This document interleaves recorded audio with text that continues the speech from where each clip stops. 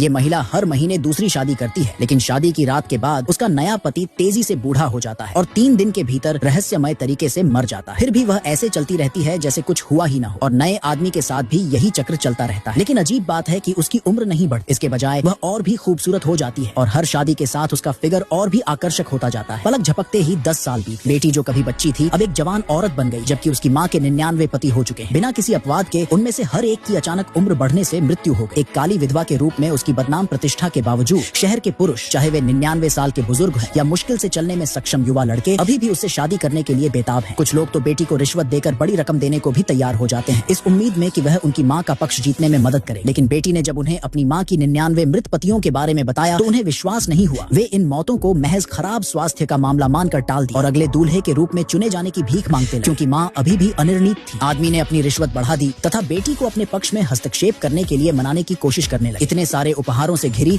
और संदेह से भरी बेटी अपनी माँ से भिड़ जाती है, लेकिन महिला उसकी चिंताओं को खारिज कर देती है। उसे चेतावनी देती है कि वह वयस्कों के मामलों में दखल न दे। उसी दिन पहली बार बेटी अपने प्रेमी को घर ले आती है। हालांकि जैसे ही उसकी माँ दिखाई देती है, प्रेमी पूरी तरह से मंत्रमुग्ध हो जाता है, अपनी आंखें उससे हटा नहीं पाता। बेटी को कई बार हिलाना पड़ता है, तब जाकर वह अपनी तंद्रा से बाहर आता है। फिर अप्रत्याशित रूप से वह माँ को एक उपहार देता है। उस समय बेटी को कुछ परेशान करने वाला एहसास होता है। उपहार में वह चीज है जिसे पाने का सपना वह लंबे समय से देख रही थी, लेकिन उसके प्रेमी ने हमेशा इसे खरीदने से इनकार कर दिया, यह कहते हुए कि